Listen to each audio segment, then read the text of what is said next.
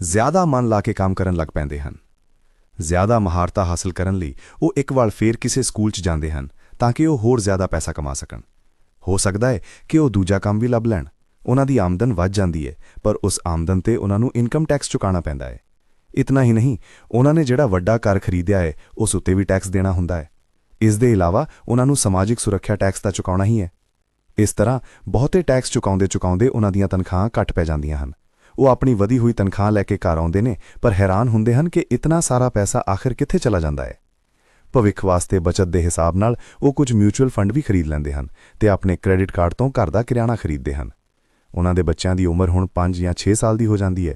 ਇਹ ਫਿਕਰ ਵੀ ਉਹਨਾਂ ਨੂੰ ਸਤਾਉਣ ਲੱਗਦੀ ਹੈ ਕਿ ਬੱਚਿਆਂ ਦੇ ਕਾਲਜ ਦੀ ਸਿੱਖਿਆ ਲਈ ਵੀ ਬਚਤ ਲੋੜੀਂਦੀ ਹੈ। ਇਸ ਦੇ ਨਾਲ ਹੀ ਉਹਨਾਂ ਨੂੰ ਆਪਣੇ ਰਿਟਾਇਰਮੈਂਟ ਵਾਸਤੇ ਵੀ ਪੈਸਾ ਬਚਾਉਣ ਦੀ ਫਿਕਰ ਹੋਣ ਜਾਂ ਸਤਾਉਣ ਲੱਗਦੀ ਹੈ।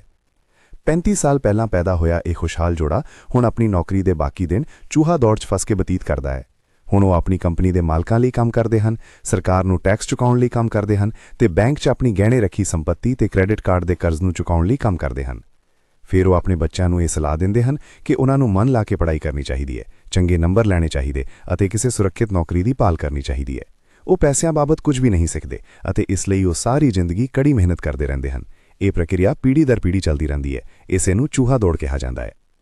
ਚੂਹਾ ਦੌੜ ਤੋਂ ਨਿਕਲਣ ਦਾ ਇੱਕੋ ਹੀ ਢੰਗ ਹੈ ਤੇ ਉਹ ਇਹ ਕਿ ਤੁਸੀਂ ਅਕਾਊਂਟਸ ਅਤੇ ਇਨਵੈਸਟਮੈਂਟਸ ਦੋਵੇਂ ਖੇਤਰਾਂ 'ਚ ਮਾਹਿਰ ਹੋ ਜਾਓ। ਪਰੇਸ਼ਾਨੀ ਤਾਂ ਇਹ ਹੈ ਕਿ ਇਹਨਾਂ ਦੋਨਾਂ ਹੀ ਵਿਸ਼ਿਆਂ ਨੂੰ ਬੋਰਿੰਗ ਤੇ ਕਠਿਨ ਮੰਨਿਆ ਜਾਂਦਾ ਹੈ। ਮੈਂ ਆਪ ਇੱਕ CPA ਹਾਂ ਤੇ ਮੈਂ ਬਿਗ 8 ਅਕਾਊਂਟਿੰਗ ਫਰਮ ਵਾਸਤੇ ਕੰਮ ਕੀਤਾ ਹੈ। ਮੈਨੂੰ ਇਹ ਦੇਖ ਕੇ ਹੈਰਾਨੀ ਹੋਈ ਕਿ ਰੌਬਰਟ ਨੇ ਇਹਨਾਂ ਦੋਨਾਂ ਬੋਰਿੰਗ ਤੇ ਕਠਿਨ ਵਿਸ਼ਿਆਂ ਨੂੰ ਸਿੱਖਣਾ ਕਿਤਨਾ ਰੌਚਕ, ਆਸਾਨ ਤੇ ਰੋਮਾਂਚਕ ਬਣਾ ਦਿੱਤਾ ਹੈ। ਸਿੱਖਣ ਦੀ ਪ੍ਰਕਿਰਿਆ ਇੰਨੀ ਚੰਗੀ ਤਰ੍ਹਾਂ ਛੁਪਾ ਲਈ ਗਈ ਸੀ ਕਿ ਜਦੋਂ ਅਸੀਂ ਚੂਹਾ ਦੌੜ ਤੋਂ ਬਾਹਰ ਨਿਕਲਣ ਲਈ ਜੀ ਜਾਨ ਲਾ ਰਹੇ ਸਾਂ ਤਾਂ ਵੀ ਸਾਨੂੰ ਇਹ ਧਿਆਨ ਹੀ ਨਹੀਂ ਸੀ ਰਿਹਾ ਕਿ ਅਸੀਂ ਕੁਝ ਸਿੱਖ ਰਹੇ ਹਾਂ। ਸ਼ੁਰੂਆਤ 'ਚ ਤਾਂ ਅਸੀਂ ਇੱਕ ਨਵੇਂ ਵਿਦਿਆ ਖੇਡ ਦਾ ਪਰੀਖਣ ਹੀ ਕਰ ਰਹੇ ਸਾਂ, ਪਰ ਛੇਤੀ ਹੀ ਇਸ ਖੇਡ 'ਚ ਮੈਨੂੰ ਅਤੇ ਮੇਰੀ ਧੀ ਨੂੰ ਮਜ਼ਾ ਆਉਣ ਲੱਗਾ। ਖੇਡਾਂ ਦੌਰਾਨ ਅਸੀਂ ਦੋਵੇਂ ਇਹੋ ਜਿਹੇ ਵਿਸ਼ਿਆਂ ਉੱਤੇ ਗੱਲਾਂ ਕਰ ਰਹੇ ਸੀ ਜਿਨ੍ਹਾਂ ਬਾਰੇ ਅਸੀਂ ਪਹਿਲਾਂ ਕਦੇ ਨਹੀਂ ਸੀ ਗੱਲਾਂ ਕੀਤੀਆਂ। ਇੱਕ ਅਕਾਊਂਟੈਂਟ ਹੋਣ ਦੇ ਕਾਰਨ ਇਨਕਮ ਸਟੇਟਮੈਂਟ ਤੇ ਬੈਲੈਂਸ ਸ਼ੀਟ ਨਾਲ ਜੁੜਿਆ ਖੇਡ ਖੇਡਣ 'ਚ ਮੈਨੂੰ ਕੋਈ ਪਰੇਸ਼ਾਨੀ ਨਹੀਂ ਹੋਈ। ਮੈਂ ਖੇਡ ਦੇ ਅਸੂਲਾਂ ਅਤੇ ਬਰੀਕੀਆਂ ਨੂੰ ਆਪਣੀ ਧੀ ਤੇ ਦੂਜੇ ਲੋਕਾਂ ਨੂੰ ਸਮਝਾਉਣ 'ਚ ਸਹਾਇਤਾ ਵੀ ਕੀਤੀ। ਉਸ ਦਿਨ ਮੈਂ ਚੂਹਾ ਦੌੜ 'ਚੋਂ ਸਭ ਤੋਂ ਪਹਿਲਾਂ ਬਾਹਰ ਨਿਕਲੀ ਤੇ ਕੇਵਲ ਮੈਂ ਹੀ ਬਾਹਰ ਨਿਕਲ ਸਕੀ।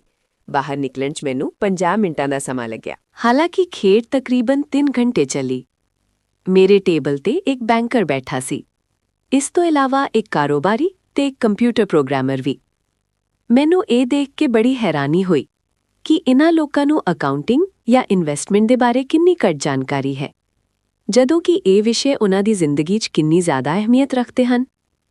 ਮੇਰੇ ਮਨ ਵਿੱਚ ਇਹ ਸਵਾਲ ਵੀ ਆ ਰਿਹਾ ਸੀ ਕਿ ਇਹ ਅਸਲ ਜ਼ਿੰਦਗੀ 'ਚ ਆਪਣੇ ਪੈਸੇ ਕੌੜੀ ਦਾ ਕਾਰੋਬਾਰ ਕਿਵੇਂ ਸੰਭਾਲਦੇ ਹੋਣਗੇ।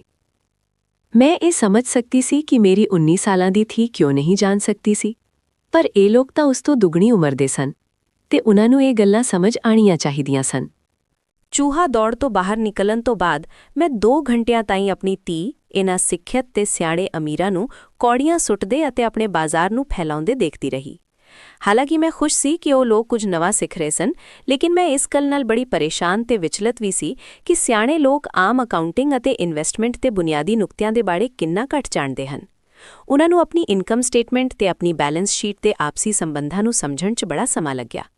ਆਪਣੀ ਸੰਪੱਤੀ ਖਰੀਦਣ ਤੇ ਵੇਚਣ ਦੌਰਾਨ ਉਨ੍ਹਾਂ ਨੂੰ ਇਹ ਧਿਆਨ ਹੀ ਨਹੀਂ ਰਿਹਾ ਕਿ ਹਰ ਸੌਦੇ ਨਾਲ ਉਨ੍ਹਾਂ ਦੀ ਮਹੀਨੇ ਭਰ ਦੀ ਆਮਦਨੀ ਉੱਤੇ ਕਿੰਨਾ ਅਸਰ ਪੈਂਦਾ ਹੈ।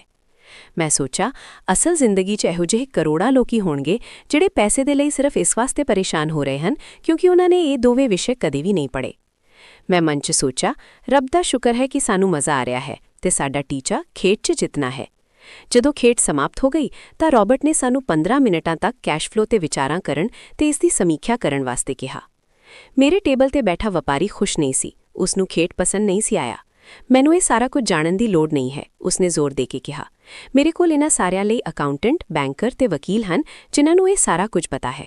ਰੌਬਰਟ ਦਾ ਜਵਾਬ, ਕੀ ਤੁਸੀਂ ਗੌਰ ਕੀਤਾ ਹੈ ਕਿ ਇਹੋ ਜਿਹੇ ਬੜੇ ਅਕਾਊਂਟੈਂਟਸ ਹਨ ਜਿਹੜੇ ਕਿ ਅਮੀਰ ਨਹੀਂ ਹਨ ਤੇ ਇਹੀ ਹਾਲ ਬੈਂਕਰ, ਵਕੀਲ, ਸਟਾਕ ਬ੍ਰੋਕਰ ਅਤੇ ਰੀਅਲ ਏਸਟੇਟ ਬ੍ਰੋਕਰਾਂ ਦਾ ਵੀ ਹੈ।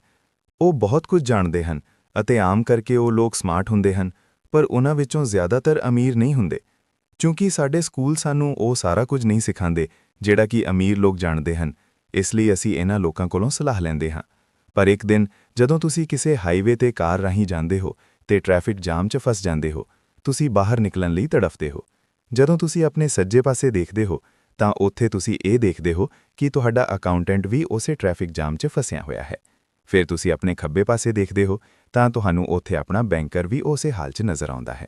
ਇਸ ਨਾਲ ਤੁਹਾਨੂੰ ਹਾਲਾਤ ਦਾ ਅੰਦਾਜ਼ਾ ਹੋ ਜਾਵੇਗਾ। ਕੰਪਿਊਟਰ ਪ੍ਰੋਗਰਾਮਰ ਵੀ ਇਸ ਖੇਡ ਨਾਲ ਪ੍ਰਭਾਵਿਤ ਨਹੀਂ ਹੋਇਆ। ਇਹ ਸਿੱਖਣ ਲਈ ਮੈਂ ਸੌਫਟਵੇਅਰ ਖਰੀਦ ਸਕਦਾ ਹਾਂ। ਬੈਂਕਰ ਜ਼ਰੂਰ ਪ੍ਰਭਾਵਿਤ ਹੋਇਆ। ਮੈਂ ਸਕੂਲ 'ਚ ਅਕਾਊਂਟਿੰਗ ਸਿੱਖੀ ਸੀ, ਪਰ ਮੈਂ ਹੁਣ ਤਾਈਂ ਇਹ ਨਹੀਂ ਸਮਝ ਪਾਇਆ ਕਿ ਇਸ ਨੂੰ ਅਸਲ ਜ਼ਿੰਦਗੀ 'ਚ ਕਿਵੇਂ ਕੰਮ 'ਚ ਲਿਆਇਆ ਜਾਵੇ। ਹੁਣ ਮੈਂ ਸਮਝ ਗਿਆ ਹਾਂ ਕਿ ਮੈਨੂੰ ਚੂਹਾ ਦੌੜ ਤੋਂ ਬਾਹਰ ਨਿਕਲਣ ਲਈ ਆਪਣੇ ਆਪ ਨੂੰ ਤਿਆਰ ਕਰਨ ਦੀ ਲੋੜ ਹੈ। ਪਰ ਮੈਂ ਆਪਣੀ ਧੀ ਦੇ ਵਿਚਾਰਾਂ ਨਾਲ ਸਭ ਤੋਂ ਜ਼ਿਆਦਾ ਰੋਮਾਂਚਿਤ ਹੋਈ। ਉਸਨੇ ਕਿਹਾ, ਮੈਨੂੰ ਸਿੱਖਣ 'ਚ ਬੜਾ ਮਜ਼ਾ ਆਇਆ। ਮੈਂ ਇਸ ਬਾਰੇ ਬੜਾ ਕੁਝ ਸਿੱਖਿਆ ਕਿ ਪੈਸਾ ਅਸਲ ਜ਼ਿੰਦਗੀ 'ਚ ਕਿਸ ਤਰ੍ਹਾਂ ਕੰਮ ਕਰਦਾ ਹੈ ਤੇ ਇਸ ਦਾ ਨਿਵੇਸ਼ ਕਿਵੇਂ ਕਰਨਾ ਚਾਹੀਦਾ ਹੈ। ਫਿਰ ਉਸਨੇ ਅੱਗੇ ਕਿਹਾ, ਹੁਣ ਮੈਂ ਜਾਣਦੀ ਹਾਂ ਕਿ ਮੈਂ ਆਪਣੇ ਕੰਮ ਕਰਨ ਵਾਸਤੇ ਕਿਸ ਤਰ੍ਹਾਂ ਦਾ ਕਾਰੋਬਾਰ ਚੁਣਾ ਤੇ ਇਹ ਕਾਰੋਬਾਰ ਚੁਣਨ ਦਾ ਕਾਰਨ ਨੌਕਰੀ ਦੀ ਸੁਰੱਖਿਆ, ਉਸ ਤੋਂ ਮਿਲਣ ਵਾਲੇ ਫਾਇਦੇ ਜਾਂ ਤਨਖਾਹ ਨਹੀਂ ਹੋਣਗੇ। ਜੇਕਰ ਮੈਂ ਇਸ ਖੇਡ ਰਾਹੀਂ ਸਿਖਾਈ ਗਈਆਂ ਗੱਲਾਂ ਨੂੰ ਸਿੱਖ ਲੈਂਦੀ ਹਾਂ ਤਾਂ ਮੈਂ ਕੁਝ ਵੀ ਕਰਨ ਲਈ ਸੁਤੰਤਰ ਹਾਂ ਅਤੇ ਉਹ ਸਿੱਖਣ ਲਈ ਵੀ ਸੁਤੰਤਰ ਹਾਂ ਜਿਹੜਾ ਮੈਂ ਦਿਲ ਲਾ ਕੇ ਸਿੱਖਣਾ ਚਾਹੁੰਦੀ ਹਾਂ। ਹੁਣ ਤਾਈਂ ਮੈਨੂੰ ਉਸ ਚੀਜ਼ ਨੂੰ ਸਿੱਖਣਾ ਪੈਂਦਾ ਸੀ ਜਿਸ ਰਾਹੀਂ ਮੈਨੂੰ ਨੌਕਰੀ ਮਿਲਣ ਵਿੱਚ ਸਹਾਇਤਾ ਮਿਲੇ। ਜੇਕਰ ਮੈਂ ਇਹ ਖੇਡ ਸਿੱਖ ਜਾਂਦੀ ਹਾਂ ਤਾਂ ਮੈਨੂੰ ਨੌਕਰੀ ਵਿੱਚ ਸੁਰੱਖਿਆ ਅਤੇ ਸਮਾਜੀ ਸੁਰੱਖਿਆ ਦੀ ਜ਼ਿਆਦਾ ਫਿਕਰ ਨਹੀਂ ਹੋਵੇਗੀ, ਜਿਵੇਂ ਕਿ ਮੇਰੀਆਂ ਬਹੁਤੀਆਂ ਸਹੇਲੀਆਂ ਨੂੰ ਹੁੰਦੀ ਹੈ। ਖੇਡ ਖਤਮ ਹੋਣ ਤੋਂ ਬਾਅਦ ਮੈਨੂੰ ਰਾਬਰਟ ਨਾਲ ਗੱਲ ਕਰਨ ਵਾਸਤੇ ਜ਼ਿਆਦਾ ਸਮਾਂ ਨਹੀਂ ਮਿਲਿਆ। ਅਸੀਂ ਉਸ ਦੀ ਯੋਜਨਾ ਉੱਤੇ ਅੱਗੇ ਗੱਲ ਕਰਨ ਲਈ ਬਾਅਦ ਵਿੱਚ ਮਿਲਣ ਦਾ ਨਿਰਣਾ ਲਿਆ। ਇਤਨਾ ਤਾਂ ਮੈਂ ਜਾਣਦੀ ਸੀ ਕਿ ਇਸ ਖੇਡ ਦੇ ਬਹਾਨੇ ਰਾਬਰਟ ਇਹ ਚਾਹੁੰਦਾ ਹੈ ਕਿ ਲੋਕਾਂ ਵਿੱਚ ਪੈਸੇ ਦੀ ਬਿਹਤਰ ਸਮਝ ਵਿਕਸਿਤ ਹੋ ਜਾਵੇ। ਇਹੀ ਕਾਰਨ ਸੀ ਕਿ ਮੈਂ ਉਸ ਦੀਆਂ ਯੋਜਨਾਵਾਂ ਦੇ ਬਾਰੇ ਜ਼ਿਆਦਾ ਜਾਣਨ ਲਈ ਉਤਸੁਕ ਸੀ। ਮੇਰੇ ਪਤੀ ਅਤੇ ਮੈਂ ਰਾਬਰਟ ਤੇ ਉਸ ਦੀ ਪਤਨੀ ਦੇ ਨਾਲ ਅਗਲੇ ਹਫ਼ਤੇ ਡਿਨਰ ਮੀਟਿੰਗ ਰੱਖ ਲਈ। ਹਾਲਾਂਕਿ ਇਹ ਸਾਡਾ ਪਹਿਲਾ ਸਮਾਜੀ ਮੇਲ-ਜੋਲ ਸੀ, ਫਿਰ ਵੀ ਸਾਨੂੰ ਇੰਜ ਮਹਿਸੂਸ ਹੋ ਰਿਹਾ ਸੀ ਕਿ ਜਿਵੇਂ ਅਸੀਂ ਇੱਕ ਦੂਜੇ ਨੂੰ ਸਾਲਾਂ ਤੋਂ ਜਾਣਦੇ ਹਾਂ। ਅਸੀਂ ਮਹਿਸੂਸ ਕੀਤਾ ਕਿ ਸਾਡੇ ਵਿੱਚ ਬਹੁਤ ਸਾਰੀਆਂ ਗੱਲਾਂ ਇੱਕੋ ਜਿਹੀਆਂ ਹਨ। ਅਸੀਂ ਕਈ ਵਿਸ਼ਿਆਂ ਉੱਤੇ ਗੱਲਾਂ ਕੀਤੀਆਂ, ਖੇਡਾਂ, ਨਾਟਕਾਂ, ਰੈਸਤਰਾਂ ਅਤੇ ਸਮਾਜੀ ਆਰਥਿਕ ਵਿਸ਼ਿਆਂ ਉੱਤੇ। ਅਸੀਂ ਬਦਲਦੀ ਹੋਈ ਦੁਨੀਆ ਬਾਰੇ ਵੀ ਗੱਲਾਂ ਕੀਤੀਆਂ। ਅਸੀਂ ਇਸ ਮੁੱਦੇ ਉੱਤੇ ਬੜੀ ਦੇਰ ਤੱਕ ਵਿਚਾਰਾਂ ਕੀਤੀਆਂ ਕਿ ਜ਼ਿਆਦਾਤਰ ਅਮਰੀਕੀ ਕਿਵੇਂ ਆਪਣੇ ਰਿਟਾਇਰਮੈਂਟ ਵਾਸਤੇ ਬੜਾ ਘੱਟ ਪੈਸਾ ਬਚਾ ਪਾਉਂਦੇ ਹਨ ਜਾਂ ਬਿਲਕੁਲ ਵੀ ਨਹੀਂ ਬਚਾ ਪਾਉਂਦੇ। ਅਸੀਂ ਸਮਾਜਿਕ ਸੁਰੱਖਿਆ ਤੇ ਮੈਡੀਕੇਅਰ ਦੀ ਤਕਰੀਬਨ ਦਿਵਾਲੀਆ ਹਾਲਤ ਉੱਤੇ ਵੀ ਵਿਚਾਰਾਂ ਕੀਤੀਆਂ। ਕੀ ਸਾਡੇ ਬੱਚਿਆਂ ਨੂੰ 7.5 ਕਰੋੜ ਬਿਰਧ ਲੋਕਾਂ ਦੇ ਰਿਟਾਇਰਮੈਂਟ ਲਈ ਟੈਕਸ ਚੁਕਾਉਣਾ ਹੋਵੇਗਾ? ਅਸੀਂ ਹੈਰਾਨ ਸੀ ਕਿ ਲੋਕ ਪੈਨਸ਼ਨ ਯੋਜਨਾ ਦੇ ਭਰੋਸੇ ਰਹਿ ਕੇ ਕਿਤਨਾ ਵੱਡਾ ਖਤਰਾ ਮੋਲ ਲੈ ਲੈਂਦੇ ਹਨ।